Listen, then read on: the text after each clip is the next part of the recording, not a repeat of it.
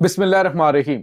अस्सलाम वालेकुम नाज़रीन, मैं हूं डॉक्टर अली और आप देख रहे हैं मेरा फेसबुक और यूट्यूब चैनल। नाज़रीन, ईरान ने शाम की नई जुलानी हुकूमत के कान लाल कर दिए हैं। जहां नाज़रीन 30 अरब डॉलर फौरी तौर पर वापस करने का मुतालबा कर दिया, जिसके बाद थरथल्ली मच गई है। और एक और बड़ी और अहम तरीन डेवलपमेंट है नाज़रीन के इसराइली टैंक्स जो हैं वो दमिश्क में दाखिल हो गए, यानी दुश्मन जो है वो इस वक्त दारुल हुकूमत में पहुंच चुका है। दमिश्क में नाज़रीन इसराइली टैंक दाखिल हो गए हैं, ये एक बड़ी न्यूज़ आ रही है। और इसके साथ ही एक और अहम तरीन डेवलपमेंट है कि इसराइली एयरफोर्स ने 20 मजीद हसास तरीन मुकामात जो हैं उनको टारगेट्स को हिट करके तबाह कर दिया है। इसकी भी डिटेल आप जानेंगे, ये कितने अहम पॉइंट से कौन सी अहम तनसीबात थी। वीडियो की तफसील में जाने से पहले अगर आपने हमारे चैनल को सब्सक्राइब नहीं किया हुआ तो आपसे गुजारिश है काइंडली इसको सब्सक्राइब कर लें और बेल आइकन को जरूर दबा दें ताकि हमारी आने वाली वीडियो सबसे पहले आप तक पहुंच सके। नाज़रीन, हम आपके शुक्रगुजार हैं जो आप हमारे वीलॉग्स को देखने के लिए वक्त निकालते हैं और कमेंट सेक्शन में अपनी मोहब्बतों का इजहार भी करते हैं। नाज़रीन, आप जरा एक लम्हे के लिए सोचिए कि शाम की हुकूमत जो इस वक्त तुर्की और उसके बाद इसराइल की बैसाखियों के ऊपर खड़ी हुई है, और अमेरिका, इसराइल और उसके बाद सऊदी अरब, मुत्तहिदा अरब अमारात और कतर। नाज़रीन, ये सारे ममालिक जो हैं वो इस बागी ग्रुप के स्पॉन्सर्ड हैं।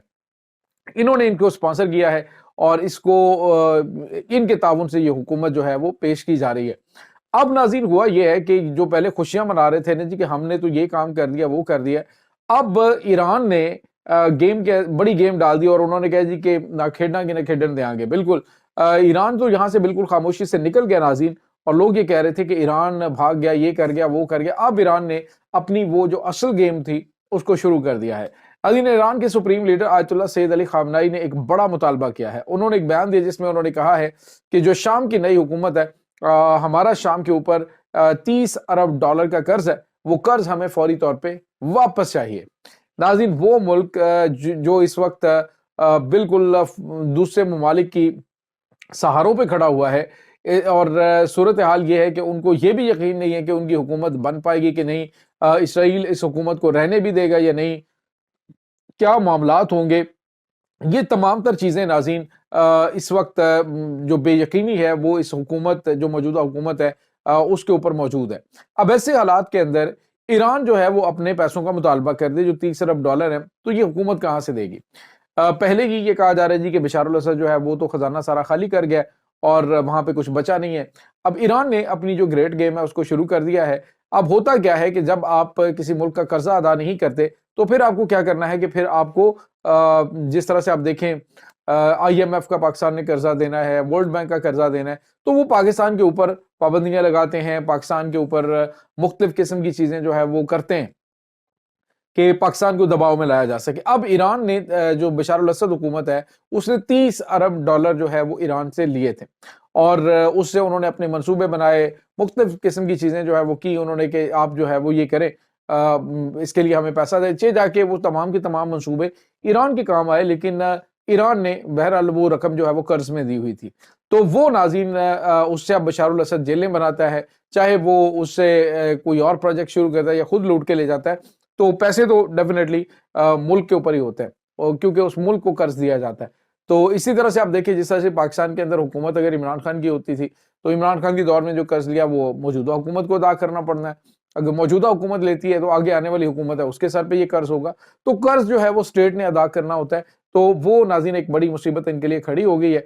अब इस तरह से जिस तरह से ये परफॉर्म कर रहे हैं ना, या तो सारे मुल्क जो इकट्ठा होके इनके ऊपर इतनी इन्वेस्टमेंट कर दें कि वो पैसे जो है वो ईरान को वापस कर दिए जाएं, लेकिन ऐसा होगा नहीं। कोई इनके ऊपर जरा बराबर भी ट्रस्ट करने के लिए तैयार नहीं, क्योंकि ये एक पॉलिटिकल गवर्नमेंट नहीं है, ये एक जंगजुओं की हुकूमत है। जिस तरह से अफगानिस्तान के अंदर है, बिल्कुल इसी तरह की ये वही उसी माइंडसेट के लोग हैं। और किस तरह से ये रेवेन्यू जनरेट करेंगे, कौन से मंसूबे लॉन्च करेंगे। अभी तो फिलहाल इसराइल घुसता चला आ रहा है, और जब इसराइल घुस गया तो फिर समझिए कि सरमायाकारी कहाँ से आएगी। जब जो इंटरनेशनल कंपनीज हैं या फिर इंटरनेशनल इदारे हैं वो किस बेस के ऊपर ईरान के अंदर इन्वेस्टमेंट करेंगे, जब उन्हें पता हो कि ये मुल्क एक बहुत बड़ी खाना जंगी का शिकार होने जा रहा है। अब नाज़रीन आपको ये बताते चलें कि ये तो बड़ी मुसीबत इसके लिए जुलानी के लिए है। अब ईरान जो है वो इसके बाद क्या कर सकता है। ईरान کے پاس عالمی فورمز موجود ہیں، اور اس کے بعد ناظرین ایران جو ہے وہ انہیں دباؤ میں لا سکتا ہے، وہاں پہ جو ان کے ایسٹس ہیں وہ ان کے حوالے سے بڑے فیصلے کیے جا سکتے ہیں۔ بہرحال یہ ایک نئی حکومت کے لیے بڑا چیلنج کھڑا ہو گیا ہے۔ اس کے بعد ناظرین آپ کو یہ بتاتے چلیں کہ ایک اور بڑی خبر آ رہی ہے، وہ یہ ہے کہ اسرائیلی فوج جو ہے وہ، میں نے آپ کو بتایا تھا کہ یہ کنیترا کے علاقے تک مخصوص نہیں رہے گی، یہ آگے بڑھے گی، اور بڑھتے بڑھتے ناظرین اب وہ دمشق کے نواحی علاقوں کے اندر داخل ہو گئے ہیں۔ کیا ناظرین، یہ ایک بہت بڑی بریکنگ نیوز ہے کہ جو شام کا دارالحکومت دمشق ہے اس کے نواحی علاقے کے اندر اس وقت اسرائیلی ٹینکس داخل ہو چکے ہیں۔ اور ناظرین یہ جو علاقہ ہے بیت جن کا علاقہ ہے، اور اس میں اسرائیلی ٹینکس جو ہیں انہوں نے اپنی پوزیشنیں سنبھال لی ہیں، یعنی آپ یوں کہہ لیجئے کہ اب پورا شہر جو ہے وہ گھیرے میں لے کر ان سے فوری طور پہ مے بی کہ جولانی گورنمنٹ جو ہے اس کو ہی فارغ کر دیا جائے، یا کیا معاملات ہوتے ہیں۔ بہرحال اس وقت کافی زیادہ پریشان کن صورتحال ہے۔